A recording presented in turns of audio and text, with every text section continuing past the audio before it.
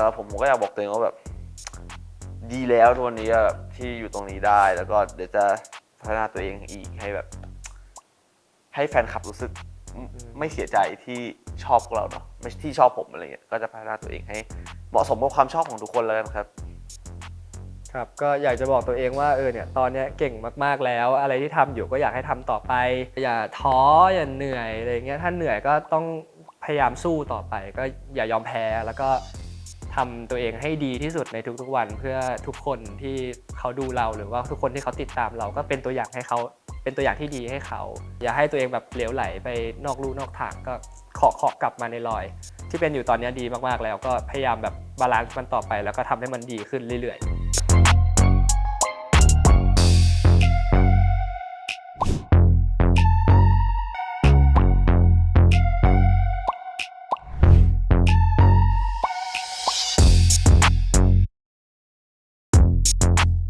สวัสดีครับผมเซิร์ฟนะครับผมจะว่าครับช่วงนี้มูเตเลอร์เพิ่งออนนะก็จะมีอีเวนต์จะมีงานเยอะหน่อยแล้วก็ไม่ค่อยได้พักเท่าไหร่แล้วก็บวกกับช่วงนี้ผมทำแบรนด์เสื้อผ้าด้วยก็เลยแบบวันไหนที่ว่างก็จะมาทำเสื้อผ้ารู้สึกว่าตัวเองชอบเสื้อผ้าอยู่แล้วแบบว่าอาจจะไม่ได้สายแฟชั่นจ๋าขนาดนั้นแต่ส่วนตัวเป็นคนชอบใส่เสื้อยืดก็เลยแบบเนี่ยอยากทำเสื้อยืดที่แบบสามารถใส่ได้ทุกวันใส่ได้ทุกโอกาสอะไรเงี้ยก็เลยทำเสื้อยืดตัวนี้ขึ้นมาสร้างเป็นแบรนด์ของตัวเองเลยผมรู้สึกว่าผมพักมาเยอะแล้วอะก็คือแบบตอนเรียนก็แบบเรียนแค่แป๊บเดียวก็กลับห้องมานอนอะไรเงี้ยรู้สึกว่าพอเรียนจบตอนเนี้ย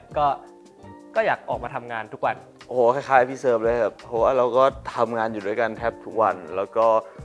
ผมก็กำลังทำแบรนด์เสื้อผ้าของตัวเองเหมือนกันแต่วันที่คลิปนี้ออนน่าจะเปิดตัวแล้วผมก็ไม่เคยมีประสบการณ์ด้านนี้เนาะแบบเพิ่งมารู้กันว่าพอลงมาทำแบรนด์เสื้อผ้าแล้วแบบโหรายละเอียดเยอะเหมือนกันนะทำหลายอย่างไม่ง่ายเลยแต่ผมอาจจะต่างกับเขาอีกอย่างหนึ่งคือผมต้องเรียนด้วยผมเพิ่งอยู่ปี2ก็โหค่อนข้างหนักเลยครับช่วงนี้แบบผมแทบจะไม่ได้ไปเรียนเลยแต่ว่าก็พยายามจะหาเวลาถ้าว่างก็จะพยายามไปให้ได้เยอะที่สุดนั่นแหละอาจจะต้องค่อยๆเคลียร์ค่อยๆจัดการกันไปทีละวิชารู้สึกว่าแบบชีวิตมันต้องมีความรับผิดชอบมากขึ้นครับพอเรียนอย่างเงี้ยมันจะมีคนมาเตือนเราตลอดเวลาว่าแบบเนี่ยคลาสนี้ต้องเข้ากี่โมงเลิกกี่โมงอะไรเงี้ยเหมือนแบบมีคนจัดตารางชีวิตให้เราอยู่แล้วเลยครับแต่พอเรียนจบไปมันรู้สึกแบบเนี่ยเราต้องผจญภัยชีวิตตัวเองแล้วก็คือชีวิตทุกอย่างไม่ว่าเราจะเลือกทำอะไรก็คือแบบเป็นผลต่อตัวเองทั้งหมดอะไรเงี้ยก็เลยรู้สึกว่าเนี่ยแบบพอวัยทำงานปุ๊บมันก็ยากขึ้นแต่ก็รู้สึกว่าโชคดีครับที่ได้มาทำงานตรงนี้เพราะว่าแบบเนี่ยก็สนุกด้วยแล้วก็แบบพอมันสนุกแล้วผมรู้สึกว่ามันมีแบบ passion ในการทำงานมากขึ้นก็หวังว่าจะได้มีงานเยอะๆจะทำให้ผมไม่เคว้งนะครับผมอาจจะเข้ามาตั้งแต่16แต่ว่าตอนนั้นมันก็แค่ออกกองอะไรงานอะไรก็ไม่ได้เยอะมากมายอะไรเงี้ยมันก็ค่อยๆไต่สเต็ปขึ้นมาเรื่อยๆก็งานเยอะขึ้นทีละนิดอะไรเงี้ยมันก็โอเคนะผมก็ปรับตัวได้อะไรเงี้ยคือผมรู้สึกกับชีวิตมันมีค่ามากขึ้นอะแบบมันรู้สึกแบบมันมีอะไรให้ทำในวันหนึ่งที่ไม่ใช่เรื่องไร้สาระแบบอย่างปกติสมัยก่อนแบบช่วงที่อาจจะก็เข้าวงการแล้วแต่ยังอาจจะไม่ได้มีงานอะไรจริงจังเยอะมากมายแต่พอวันนี้มันได้แบบมีเหมือนกับอะไรที่มันแบบเป็นสาระได้แบบมีหน้าที่มีงานอะไรมันมีความรับผิดชอบมันทำให้รู้สึกว่ามันชีวิตมันมีค่าขึ้นนะแบบรู้สึกว่าได้ใช้เวลา1วันแบบคุ้มอะไรอย่างเงี้ยไม่เคยคิดเรื่องนั้นนะผมแค่รู้สึกว่าแบบเนี่ยมันก็ทำวันนี้ให้ดีที่สุดแล้วก็ผมก็จะตั้งเป้าสูงขึ้นไปเรื่อยๆอะไรเงี้ยมันเพราะคนเรามันมีเป้าไหมผมก็มีเป้าเหมือนกันตอนนี้ยังไม่ถึงเป้าแต่ก็คือถ้าสมมติถึงเป้าแล้วมันก็ต้องตั้งเป้าหมายใหม่ให้แบบเนี่ยเราไปถึงเป้าเรื่อยๆตลอดเวลาจริงๆผมว่าบ้านผมก็พอมีกินพอใช้อะไรเงี้ยก็โอเคแล้วแต่ว่าก็อยากหารายได้ด้วยตัวเองไม่ต้องแบบขอเงินพ่อแม่แล้วก็อยากตั้งเป้าให้แบบในชีวิตเราสบายด้วยเงินของเราเองก็ประมาณนั้นผมชอบงานแบบนี้แบบผมรู้สึกว่ามันแบบเป็นงานที่แบบเปิดกว้างดีมันครีเอทีฟอะมันไม่ใช่งานที่แบบเป็นโลจิกอะคือเราสามารถแบบจินตนาการหรือแบบสมมติแสดงอย่างเงี้ยเราก็สามารถแบบเราเล่นเป็นคนอื่นเราได้อิมพอไว้บ้างเราได้นู่นได้นี่เมื่อกี้เขาบอกว่าเขาก็มีโกใช่ไหมผมก็มีโกเหมือนกันแต่ผมจะเป็นเวแบบผมจะตั้งโกแบบสูงเลยแบบยากมากที่จะไปถึงเพื่อให้แบบเรียกว่าไงอะเพราะถ้าสมมติถ้าเราตั้งง่ายเกินไปเราไปถึงแล้วมันก็จะแบบก็จบแหละอันนี้ผมไปตั้งสูงไว้ก่อนเลยเพื่อให้แบบมันให้มันไม่ถึงสักที เป็นคนชลบุรีเกิดที่พัทยาครับแล้วก็เรียนมต้นที่อัสสัมศรีชาใช่แล้วพอแบบปประถมถึงมต้นที่อัสสัมศรีชาเสร็จไปต่อโรงเรียนสาธิตต่อมปลายแล้วก็มปลายเสร็จก็ไปมหิดลใช่ก็ชีวิตวัยต้นของผมก็โอเคครับค่อนข้างเป็นเด็กที่ตอนประถมถึงมต้นเนี่ยยังไม่ค่อยเกเรเท่าไหร่จะมาเกเรตอนมปลายเป็นเด็กที่ค่อนข้างซุกซนระดับหนึ่งแบบเป็นฟิลแบบสายกิจกรรมอะไรเงี้ยพอขึ้นมหาลัยเริ่มรู้สึกว่าแบบอยากจริงจังกับชีวิตมากขึ้นเพราะว่ากลัวติด F ไม่อยากเรียนซ้ำใช่แล้วพอเรากลัวติด F ไม่อยากเรียนซ้ำเสร็จปุ๊บเราก็ต้องตั้งใจเรียนคือไม่ต้องเกรดดีก็ได้ขอแค่ผ่านก็พออะไรเงี้ยแล้วก็ค่อยๆเคาะตัวเองกลับมาในลู่ในรอยตอนมหาลัยตอนนั้นไม่มีฝันนะถ้าตอนฝันตอนประถมอยากเป็นนักบินเพราะแม่ผมชอบพาไปเที่ยวต่างประเทศแล้วผมรู้สึกว่าแบบเนี่ยบรรยากาศในสนามบินอ่ะมันแบบน่าอยู่จังเลยก็เลยแบบอยากเป็นนักบินแต่แบบพอโตมารู้สึกว่าไม่ไหวใช่ไม่ไหวก็เลยแบบเนี่ยตอนนี้เราเก่งอะไรบ้างก็นั่งดูในเกรดเราคืออังกฤษเราได้เกรด4ทุกเทอมเราก็เลยแบบโอเคขอแม่เรียนอินเตอร์ก็เลยได้เรียนอินเตอร์เรียนบริหารครับไม่เคยคิดว่าเราจะได้เป็นดาราด้วยซ้ำเพราะว่าตอนเด็กผมแบบตัวดำๆฟันเหยินๆอะไรเงี้ยไม่คิดว่าตัวเองจะเป็นได้แต่แบบพอโตมาก็แบบเป็นร่างอีโวก็เลยแบบโอเคได้เอาจริงคือก็เป็นเด็กเกเรมาตั้งแต่เด็กๆเลยหน้าจะดูเรียบร้อยแต่จริงๆคือเป็นเด็กเกเรมาตั้งแต่อันนี้ถ้าเกเรตอนม.ปลายใช่ผมอาจจะเกเรมาตลอดตั้งแต่แบบก็จริงตั้งแต่อนุบาลเลยแหละแบบตอนอนุบาลผมก็เรียนโรงเรียนแบบโรงเรียนอินเตอร์นี่แหละแต่ว่าก็เหมือนกับเราเข้ากับสังคมไม่ได้อะไรเงี้ยพ่อก็เลยให้ย้ายออกมาแล้วก็เรียนใกล้บ้านตอนอนุบาล2ผมก็โดดเรียนเพราะมันใกล้บ้านเนี่ยผมก็แอบออกจากโรงเรียนเดินเท้าเปล่ามาเลยไม่เอากระเป๋าไม่เอาอะไรออกมาเลยเดินกลับบ้านแล้ววินมอไซค์เขาเจอเขาจำได้เขาบอกเฮ้ยไม่ได้เขาก็อุ้มผมขึ้นมอไซค์แล้วก็ขับกลับไปส่งที่โรงเรียนแล้วก็สิทธิ์กับที่บ้านอะไรอย่างงี้วินมอไซค์ตรงนั้นผมเรียนเซคาเบียนมาตลอดตั้งแต่ประถมใช่ไหมโหตอนช่วงผมเรียนนี่คือประถมนี่คือผมแบบโหดื้อมากแบบดื้อจริงแต่คือมันดีอย่างหนึ่งที่ผมยังเรียนอยู่ได้เรื่อยๆโดยไม่โดนไล่ออกคือผมเป็นเด็กเรียนเก่งผมได้แบบ 3.8 4อย่างงี้มาตลอดอะไรเงี้ยคือเป็นเด็กที่แบบเรียนคือเรียนแต่คือถ้าหมดเวลาเรียนปุ๊บคือเละเทะเลยใช่แล้วก็มันมีจุดพลิกผันตอนประมาณม.2 ครับคือตอนต้องบอกกันตอนม.1 เทอม 1 เทอม 2เนี่ยผมได้ก็ประมาณ 3.8 แต่พอขึ้นม.2 เทอมแรกผมเหลือ 2.7 คือมันหายไปแบบเกรด1 จุดกว่าๆเลยเพราะว่าด้วยความแบบผมรู้สึกมั่นใจตัวเองมากว่าผมเรียนเก่งแล้วผมไม่ต้องตั้งใจเรียนผมก็ทำข้อสอบได้ซึ่งมันก็เป็นอย่างนั้นจริงๆมาตลอดแต่ว่าเหมือนกับม.2 มันเริ่มมีแบบตีโกนซ้ายคอร์สแทนอะไรมามันผมเริ่มแบบไม่ไหวแล้วอะไรเงี้ยแบบเริ่มลงลึกมันไม่ได้อิงพื้นฐานจากตอนเด็กๆแล้วอะไรเงี้ยความรู้เก่าๆมันก็ใช้ไม่ได้แล้วมันเลยทำให้ผมแบบเกรดตกไปเยอะมากแต่ว่าช่วงนั้นพ่อแม่ก็จะเคร่งเรื่องเกรดครับคือเขาห้ามต่ำกว่า 3.7 ก็ตอนพอเทอม2ผมก็กลับมาตั้งใจเรียนมันก็กลับขึ้นมาได้ผมก็เลยไปสอบเทียบตอนนั้นไม่กล้าบอกพ่อแม่เพราะว่าเคยไปเปรยละแต่ว่าเขาไม่เห็นด้วยเลยพ่อดุมากทำไมไม่เรียนนู่นนี่นั่นอะไรเงี้ยผมก็เลยไปแอบแบบก็เอาเงินนี่แหละได้เงินค่าซีรีส์มาเงินค่าขนมก็ไปซื้อคอร์สโรงเรียนเองเราก็เลยโดดเรียนโรงเรียนโดดเรียนเพื่อไปติวสอบผมแม่ไปส่งหน้าโรงเรียนมันต้องส่งฝั่งตรงข้ามจ้ะผมก็เรียกแก๊ปไปสยามสเคปไปนั่งเรียนใช่แล้วก็วันนึงเขาจับได้อะไรเงี้ยเขาก็ดุจนผมแบบได้เปิดใจคุยจริงๆว่าแบบ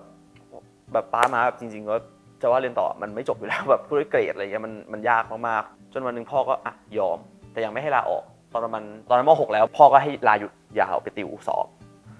ก็ตึ๊ดผมแบบตอนนั้นช่วงนั้นเป็นช่วงที่ผมตั้งใจเรียนมากแบบผมไม่เที่ยวเล่นไม่เละเทะเลยแบบทั้งวันคือเรียนอย่างเดียวจนแบบผมสอบเทียบเสร็จภายในแบบ1 เดือนแล้วพ่อแม่ก็ช็อกว่าทำได้ไงอะไรเงี้ยแล้วพอมันจบตอนนั้นปุ๊บแบบพ่อแม่ผมก็ปล่อยเลยแล้วก็นั่นแหละพอจบปุ๊บก็เนี่ยเข้ามหาลัยแล้วก็เริ่มเป็นผู้เป็นคนขึ้นเป็นคนดีขึ้นไอ้เกเรก็ไม่ได้เกเรแล้วนี่ก็แบบเริ่มใช้ชีวิตอยู่ในร่องในรอยอะไรเงี้ยมันจบนะเข้ามหาลัยได้นะผ่านนะโอเคใช่แล้วก็มีการมีงานนะอะไรเงี้ยตอนนี้ก็อยู่ปี 2เรียนที่มสวนี่ครับผมเรียนนวัตกรรมสื่อสังคมครับแต่ว่าผมเรียนเอกเศรษฐศาสตร์มันเป็นฟิลเศรษฐศาสตร์บวกกับนิเทศเอาจริงๆผมคิดตั้งแต่เด็กๆแล้วอาจจะดูแบบมั่นใจในตัวเองแต่ว่า ตอนเด็กๆแบบคนชอบชมว่าหล่อตอนเด็กก็เนี่ยฟันเหยินฟันห่างชอบโกนผมสมัยก่อนชอบสกินเฮดแต่บางคนก็ชอบชมว่าหล่อแล้วก็จะมีความแบบมั่นใจในตัวเองแต่ว่าจุดเริ่มต้นของการเข้าวงการผมคือผมเล่น TikTok ตอนนั้นยังเรียนเซคาเบียนอยู่แล้วคลิปมันมีคลิปนึงแมสมากเป็นคลิปผมเดินข้ามถนน ถือกล้องเซลฟี่เดินข้ามถนนแล้วคลิปมันแบบล้านกว่าวิวอะไรเงี้ยแล้วก็เลยทางแบบทีมงานก็เลยทักมานั่นเลยทำให้ได้เข้าแล้วก็พอที่นี่ด้วยแหละทำให้ผมเป็นผู้เป็นคนขึ้นเหมือนพอแบบมันเริ่มมีหน้าที่รับผิดชอบเราจะมาเป็นแบบอาจจะเป็นดาราเป็นนักแสดงแต่เราจะใช้ชีวิตเละเทะมันก็ไม่เหมาะสมใช่ไหมล่ะก็เลยเปลี่ยนตัวเองใช่ผมภูมิใจมากผมภูมิใจเพราะอะไรรู้ป่ะแบบด้วยกลุ่มเพื่อนตอนนั้นนะบอกเลยว่าเป็นกลุ่มเพื่อนเกเรผมไม่ปิดบังอดีตตัวเองเลยเป็นกลุ่มเพื่อนเกเรตัวผมก็เกเรแล้วผมเป็นเด็กเกเรที่ไม่เสียคนที่สามารถเอาตัวเองกลับมาได้เป็นผู้เป็นคนแล้วผมก็รู้สึกว่าผมเอากลับมาได้แบบเป็นคนที่ดีในระดับหนึ่งเลยผมภูมิใจที่ผมแบบทำได้แต่ก็ดีใจว่าเป็นแบบแค่คนเดียวที่แบบกลับมาแล้วทำตัวเองให้ดีได้ผมว่าผมเป็น introvert ติดห้องอยากอยู่ในห้องแบบอยู่แต่ว่าผมก็จะแบบแปลกๆนิดนึงเพราะว่าถ้าอยู่ห้องนานอยากออกข้างนอกพอออกข้างนอกเยอะอยากกลับมาอยู่ในห้องคือมันก็จะสลับอย่างนี้ไปเรื่อยๆก็ถ้าถามว่าไลฟ์สไตล์เป็นยังไงก็ทำงานเสร็จก็กลับห้องเล่นเกมหรือไม่ก็แบบถ้าช่วงนี้มีเสื้อผ้าก็จะตัดคลิปเสื้อผ้าไปเรื่อยตัดรูปนั่งเลือกรูปนั่งแต่งรูปอะไรไปเรื่อยแล้วก็นอนแล้วพอเด็กผมเป็นคนนอนดึกนอนแบบหลังเที่ยงคืนนะครับตีสามแต่ว่าตื่นเวลาตื่นก็จะตื่นแบบ10 โมง 11 โมงอะไรเงี้ยมีเพื่อนน้อยแต่ 100% กลุ่มเพื่อนพี่เซิร์ฟน่ารักมากผมรู้จักใครทุกคนแบบผมชอบเพื่อนพี่เซิร์ฟมากทุกคนรู้จักหมดไปเที่ยวบ้างปาร์ตี้ตามภาษาวัยรุ่นอะไรเงี้ยก็ดีครับผมเป็นคนถ้าช่วงนี้คือทำงานเนาะแต่เอาสมมติเราว่างวิกหนึ่งอะไรที่เราจะเลือกทำใช่ไหมผมจะชอบไปกินแบบมัทฉะอาจจะกินก่อนแล้วก็จะไปยิมไปออกกำลังกายชีวิตแบบปกติเลยไม่ได้แบบมีอะไรเยอะมากมีแบบผมชอบเตะบอลก็จะมีแบบเตะครั้งหนึ่งต่อสัปดาห์อะไรอย่างงี้แล้วก็อาจจะมีแบบที่พี่เซิร์ฟบอกว่าเราก็แบบตามสาววัยรุ่นแล้วก็ปาร์ตี้กันบ้างแล้วก็ปาร์ตี้อยู่ด้วยกันอะไรอย่างเงี้ยเราก็มีความสนุกกับแสงสีอะไรอย่างงี้บ้างด้วยความเป็นเด็กอยู่เนาะเหมือนพอโตไปปุ๊บมันจะแบบเที่ยวเล่นสนุกไม่ได้ขนาดนั้นแล้วเราเจาะดีเทลหน่อยก็คือช่วงนั้นอะเด็กวัยรุ่นเด็กมัธยมเขาจะชอบเล่น TikTok กันแต่จะเป็นช่วงที่ดาว TikTok มันยังไม่ได้เยอะมากส่วนมากที่ดังๆก็จะเป็นแบบนักร้องนักแสดงอยู่แล้วอะไรที่มันเล่น TikTok ดาว TikTok ไม่ได้เยอะผมว่าเข้าไปเล่นผมก็เล่นมาเรื่อยๆตลอดผมไม่ได้กะมีชื่อเสียงอยู่แล้วผมแบบเอาสนุกอะเล่นสนุกแบบก็เล่นไปเรื่อยจนวันหนึ่งมันแบบมันแมสขึ้นมาอะไรอย่างเงี้ยมันก็ค่อยๆแมสมาเรื่อยๆแล้วก็ขึ้นไปถึงหลักล้านแล้วก็มีทางทีมงานแหละติดต่อมาอะไรอย่างเงี้ยแล้วก็ตอนนั้นเป็นช่วงที่ F4 กำลังออนผมอะชอบ F4 มากพอนี่ติดต่อมาผมก็เฮ้ยหรอวะมันจะได้เจอ F4 ตัวจริงเหรอ นั่นแหละครับก็เลยเข้ามาแล้วก็เนี่ยนั่งคุยกับพี่ถาแล้วก็นั่งคุยเรื่อง F4 นั่นแหละพี่ถาก็พาไปดูคอนเสิร์ต F4 ตอนนั้นแต่อย่างผมอาจจะเข้ามาด้วยความที่ยังเป็นเด็กที่ไม่ได้มีความสามารถอะไรเลยมันต้องพัฒนาครับไม่งั้นเราก็อยู่ไม่ได้เราก็สู้คนอื่นไม่ได้สู้คนที่ประกวดเข้ามาไม่ได้เพราะเราก็ไม่มีความสามารถอะไรที่จะไปสู้เขาก็จับพัดจับผูมาเหมือนกันครับรู้สึกว่าโชคดีเหมือนกันคือตอนแรกผมไม่ได้คิดเลยว่าเราจะเป็นนักแสดงซีรีส์วายหรือว่าเราจะเป็นนักแสดงซีรีส์อื่นๆอะไรเงี้ยแต่ก่อนผมทำไอ้นี่มาก่อนเป็นนายแบบแล้วก็ถ่ายแบบเสื้อผ้าถ่ายแบบโฆษณาอะไรเงี้ยแล้วมีวันหนึ่งกับคนที่ผู้จัดการที่เขาพาผมไปถ่ายแบบเขาก็บอกว่าแบบเนี่ยอยากลองสายซีรีส์ไหมใช่ผมก็เลยบอกว่า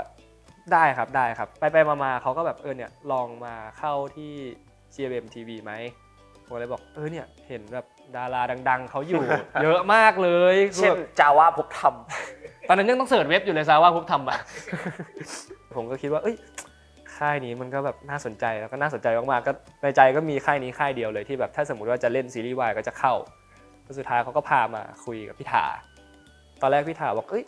หรือจะโตไปหรือเปล่านะอะไรอย่างเงี้ยแต่แบบพอคุยไปคุยมาก็แบบได้มาที่นี่ผมเคยเห็นพี่เซิร์ฟในโซเชียลมีเดียผมเคยเห็น Instagram เหมือนกับก่อนหน้านี้ตอนที่พี่เซิร์ฟยังไม่ได้เซ็นเนาะผมเป็นคนแบบมีกลุ่มเพื่อนแบบผมเป็นผู้ชายคนเดียวกลุ่มเพื่อนผมสนิทเป็นผู้หญิงหมดเลยเขาก็เคยเหมือนกับเปิดให้ผมดูว่าแบบเนี่ยแบบไปแคสซีรีส์มาแบบแล้วก็เหมือนกับคุยกันว่าแบบบทพระเอกเขามีแคสลิสต์เป็นตรงนี้นะแล้วมันก็จะมีคนนี้มาด้วยคนนึงที่เพื่อนผมบอกหล่ออะไรเงี้ยผมก็แบบหล่อหรอก็เฉยๆนะก็เฉยๆนะจนแบบเวลามันก็ผ่านไปผมก็ลืมไปละจนมาเจอเขาอีกทีที่แกรมมี่แหละก็เลยเห็นก็คุ้นๆก็เลยส่งไปให้เพื่อนดูอะไรเงี้ยเขาคนนี้ไงที่บอกตอนนั้นผมก็หรอแล้วก็นู่นนี่นั่นเดินแบบตัวจริงมันก็หล่อดีนะอะไรเงี้ยนั่นแหละครับขอบคุณครับแล้วคุณเคยเจอผมบ้างไหม โซเชียลมีเดียหรือว่าเดิน เอาจ เจ ริง อ ก่อนเข้าแกรมมี่ผมไม่เคยได้ยินคำว่าจาว่ามาก่อนในชีวิตไม่รู้จักไม่รู้จัก เฮ้ย ว่า พี่ก็ดังอยู่นะ เข้าใจมาแต่ว่าส่วนตัวพี่ไม่ค่อยแบบเล่นโซเชียลมีเดียไงแบบอาจจะเล่น IG อย่างเงี้ยแต่แบบไม่ค่อยแบบเป็นสายแบบ ไม่ใช่ ส่อง ดารา ใคร ใช่ไหม ไม่ใช่สายส่องอะไรเงี้ย ใช่ พอเข้าแกรมมี่เขาก็บอกว่าเราอ่ะจะได้เล่นคู่กับคนนึงผมก็เลยแบบไปเปิดเว็บไซต์ GMMTV แล้วก็แบบไปเสิร์ชดูในรูปว่าแบบเนี่ยมีใครยังไม่มีคู่บ้างตอนแรกก็เดาๆอะไรเงี้ยแต่ว่าเดาเป็นเขาด้วยนะจริงตอนแรกเดาเป็นเขาด้วยก็คิดว่าแบบเนี่ยคนเนี้ยน่าจะมี potential นะแบบเนี่ยแบบหน้าตาก็น่าจะดูเข้ากับผมดีอะไรเงี้ยแล้วพอแบบเขาเรียกมาเจอกันก็แบบเอ้าคนนี้นี่หว่า ใช่ แต่พอ first impression เนี่ย ไม่ค่อยดี ไม่ค่อยดี ติดแอคไงเรามันแอคทั้งคู่ อั อะ นนี้ติดแอค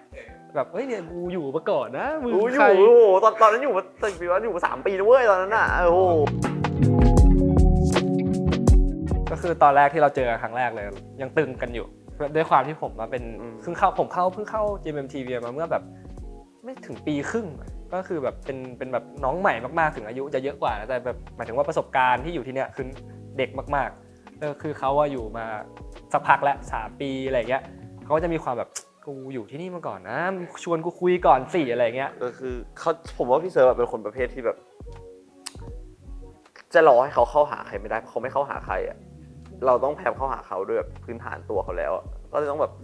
แต่มันด้วยซีรีส์แหละพอเราเข้ามาปุ๊บเราต้องเล่นซีรีส์คู่เลยคือมูเตเลิฟเนี่ยแหละที่กำลังออนอยู่ ใช่ มันเลยทำให้เราต้องแบบเนื้อแสดงมีน้อยด้วย อ่า แล้วเราเล่นทุกซีนมันจนจับมาอยู่ด้วยกัน ก็คือเหมือนแบบดวงเขานำพาให้พวกเรา2 คนต้องอยู่ด้วยกันบ่อยมากๆในซีรีส์มูเตเลิฟอะไรเงี้ยก็คือเข้าซีนก็คือเข้ากันแค่2 คนบางทีถ่ายวันหนึ่งก็คือถ่ายกันแค่2 คนอะไรเงี้ยมันก็ไม่รู้จะคุยกับใครแล้วแบบรุ่นเดียวกันที่เข้าใจกันก็มีแค่จาว่ามันก็คือเหมือนแบบฟอร์สให้เรามาคุยกันอะไรเงี้ยเพราะ เอาจริงๆนะต่อให้เกลียดกันก็ต้องคุยกันนะเพราะมันมีกันแค่2 คนอะมันก็เลยทำให้แบบสนิทกันจนได้อะเพราะว่ามันมีกันอยู่แค่นี้อะ ใช่ด้วยความคิดบางความคิดที่มันตรงกันกับแบบทัศนคติบางทัศนคติที่มันตรงกันเลยมันก็ทำให้เราแบบคลิกกันได้คุยกันได้ เราเป็นคนนิสัยคล้ายๆกันด้วย เขาเป็นคนที่จริงตัวจริงแบบนิสัยจริง ๆ การที่อยู่กับคนเสียจริงๆอะนอกเวลางานจริงๆเขาจะไม่ใช่คนแบบที่ภาพเขาข้างนอกเป็นคืออย่างผมเนี่ยผมก็แต่ตามทุกคนก็คงรู้แหละผมก็คนแบบซนๆอ่ะพูดไปเรื่อยแบบมีตลกมีรั่วๆหน่อยแต่ข้าเขาก็จะเป็นแบบขึมๆพูดน้อยใช่ไหมแต่พูดจริงว่าคือเขาก็เป็นคนแบบเหมือนผมนี่แหละถ้าแบบเขาได้อยู่กับคนที่เขาสนิทเขาก็เป็นแบบผมใช่แต่ผมอาจจะมีโหมดเดียวเขาจะมี2 โหมดอะไรอย่างงี้ใช่ซึ่งผมเชื่อว่าเขาไม่ได้พยายามที่จะมานั่งขึมนั่งเก๊กนะแต่คือแต่ตัวเขาจริงๆธรรมชาติเขามันเป็นอย่างนี้อยู่แล้วอะไรอย่างเงี้ย เวลาเจอคนที่ไม่สนิทอะไรเงี้ยเราก็จะแบบมีมาดเรามีทรงหน่อยอะไรเงี้ยคือตอนแรกอะขึมตอนแรกที่เจอกันแรกๆเลยอะแบบตึงๆเก๊กๆเลยแต่พอสัมผัสเขาจริงๆเขาเป็นคนแบบบ้องๆซนๆอะไรเงี้ยก็ตลกดีคือเขาเป็นคนที่แบบไม่ค่อยคิดอะไรเยอะคือแบบคิดอะไรปุ๊บก็ทำเลยคิดอะไรปุ๊บก็พูดออกมาเลยอะไรเงี้ยก็เป็นคนที่นั่นแหละคือผมว่ามีความเป็นตัวเองสูงใช่ ผมว่ามันคือไลฟ์สไตล์นั่นแหละ แล้วก็เราสนใจอะไรคล้ายๆ เรามีจุดร่วมกันอะที่เป็นความสนใจคล้ายๆกันเราคุยแบบภาษาเดียวกัน เราคุยในท็อปิกใกล้เคียงกัน มันเลยทำให้เราสนุกที่เราคุยกัน อยู่ๆมันก็สนิทกันไปเองอะไรอย่างเงี้ย ถ้าสมมติว่ามีปัญหาเพราะเราทำงานด้วยกันนะเราทำงานเป็นคู่แล้วเ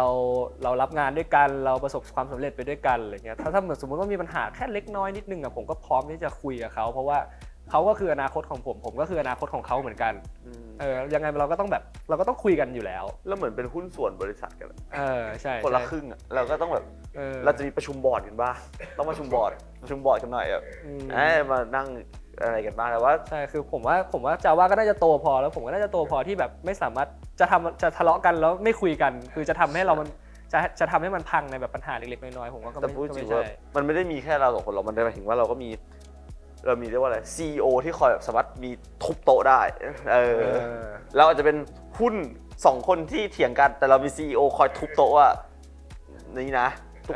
ทั้ง2 คนต้องฟังด้วยนะอะไรอย่างเงี้ยผมก็เตรียมตัวเลยครับก็จะบอกเตรียมตัวก็ไม่ถูกแต่ว่าก็คิดอยู่แล้วว่ามันจะมีถ้ามันจะมีขึ้นมาจริงๆก็ไม่ได้เกินความคาดหมายอะไรไม่ได้อยากที่จะมีแต่ถ้ามีก็ไม่ได้กลัวก็พร้อมที่จะอธิบายสิ่งที่เราทำเพราะเราเชื่อว่าทุกวันเนี้ยสิ่งที่เราทำมันผ่านการคิดมาแล้วจริงๆแล้วเราอาจจะมีสิ่งที่เราเคยทำในอดีต ที่เราว่าผมก็ไม่เคยปิดบังว่าผมเป็นแบบคนดี ไม่อยากให้ทุกคนคิดว่าผมเป็นเด็กดีมาตั้งแต่เด็กๆด้วยแบบ ทุกคนเคยทำผิดพลาดในชีวิตอยู่แล้วครับแบบทุกคนเคยเกเรเคยทะเลาะกับเพื่อนเคยด่าเพื่อนเคยหมดทุกคนเคยหมดเพราะฉะนั้นแบบแต่วันนี้เรารู้แล้วว่ามันผิดเราโตมาเราก็แค่ไม่ทำ แต่ถ้ามันมีจริงๆก็ถ้าสมมติว่าผมผิดจริงอย่างเงี้ยผมก็จะพร้อมที่จะขอโทษถ้าสมมติว่าผมไม่ได้ผิดผมก็พร้อมที่จะออกมาอธิบายปกป้องตัวเองอะไรเงี้ยก็อาจจะไม่ได้แบบเครียดขนาดนั้นว่าจะต้องมีดราม่าหรือไม่มีอะไรเงี้ยก็ถ้าผิดก็ว่าไปตามผิด ถ้าสมมติว่าไม่ผิดก็พร้อมที่จะอธิบายคือเราเป็นคนสาธารณะอยู่แล้ว คือคนจะออกความคิดเห็นอะไรก็แล้วแต่เขาแต่ว่าก็คงไม่ต้องมาคุกคามเราก็พออะไรเงี้ย ไปเรื่อยๆครับถ้ายังมีแฟนคลับซัพพอร์ต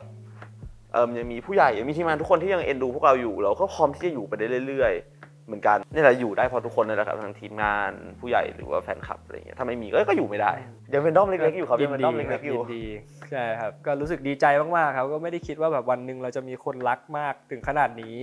อะไรอย่างเงี้ยก็รู้สึกดีใจครับแล้วก็วางเป้าไว้ในอนาคตยังไงก็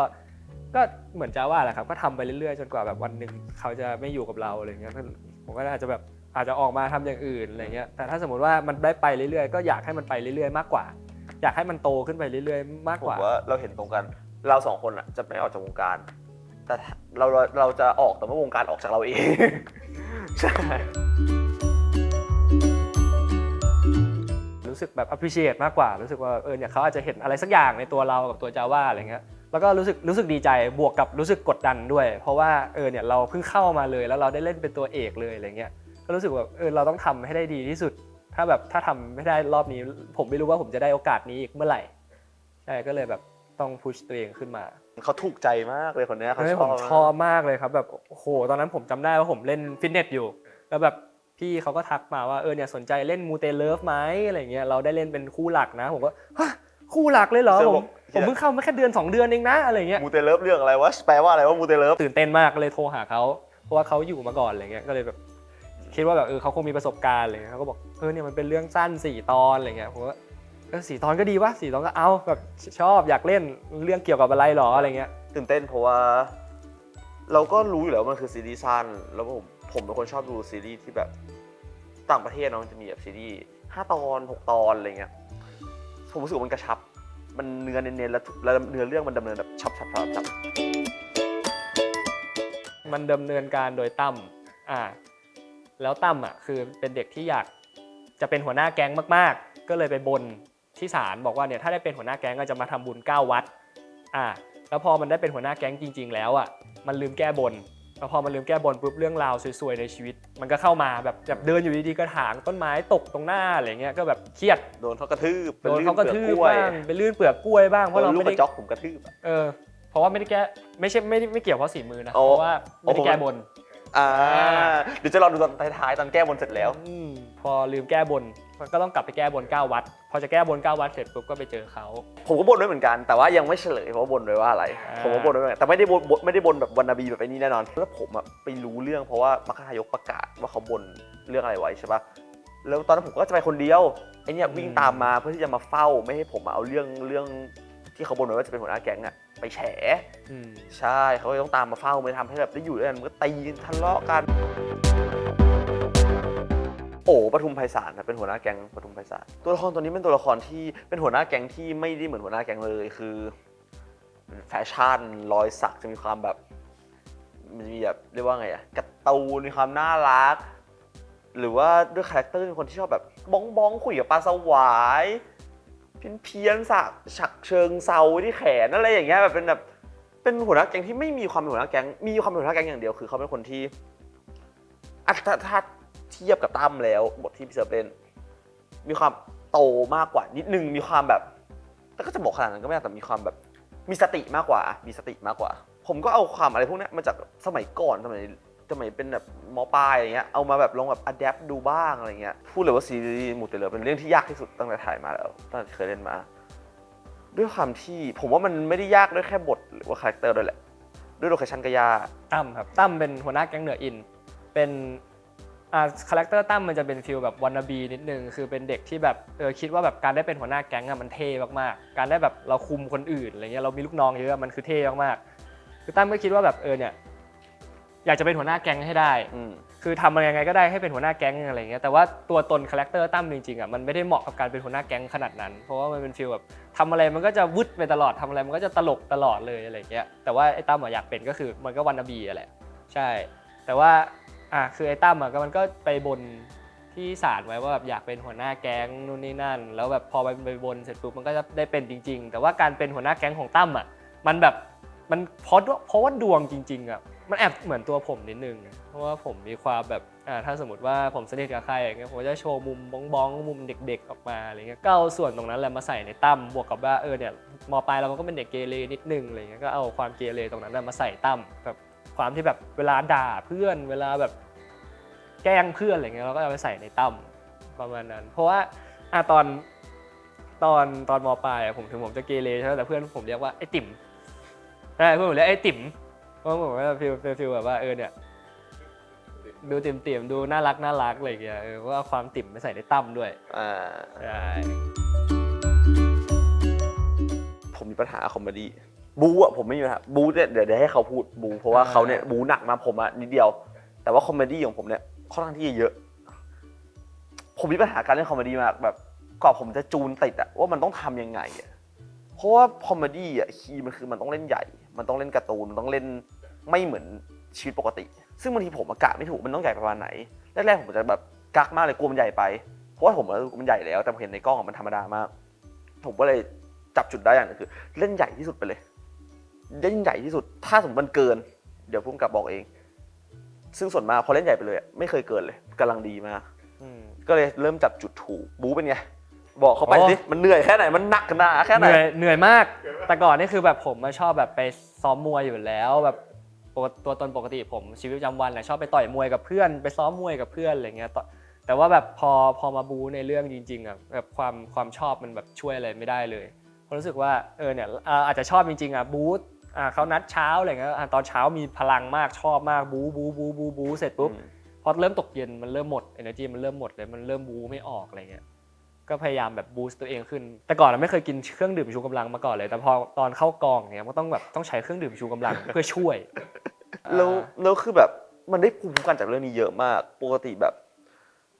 ผมเรียกว่าไงรู้สึกว่าการออกกองไม่ได้เหนื่อยขนาดนั้นมันก็เหมือนไปเจอเพื่อนเจอพี่พอเจอ9 วัดไปแล้วครับผมได้ริมรสการทำงานอย่างเหน็ดเหนื่อยก็ค่อนข้างทรหดอยู่ครับกับโลเคชั่นกับการถ่ายผมจำได้เลยว่าทุกวันเลยผมต้องไปตั้งแต่6 โมงเช้าแล้วก็ไม่เคยพักเลยจน4 ทุ่มยาวๆอย่างนี้ไปตลอดจนจบมันก็ต้องมีแหละมันต้องมีแต่มันจะเป็นโรแมนติกแบบที่ยังมีความเป็นเด็กช่างอยู่ใช่โรแมนติกแบบเร่าร้อนเร่าร้อนไม่บอกต้องไปดูผมว่าไม่เด็กนะแบบไม่เด็กเลยไม่เด็กนะโอ้โหคือบอกเลยถ้าไม่ใช่ชุดเด็กช่างก็โอลิเฟนภาค 3เซิร์ฟจะว่าเป็น NC ครั้งแรกใช่ถ้ากับพี่เซิร์ฟเป็น NC ครั้งแรกใช่ผมตื่นเต้นตอนแรกผมจำได้น้องกลัวมากคือไม่ใช่ความกลัวหรอกมันคือความแบบตื่นเต้นแล้วตอนนั้นเราไม่ได้สิทธิ์ในขนาดนั้นด้วยอะไรอย่างเงี้ยแต่พอสุดท้ายแบบพอได้ทำครั้งนึงมันปลดล็อกนะแบบมันเหมือนแบบเริ่มสบายใจขึ้น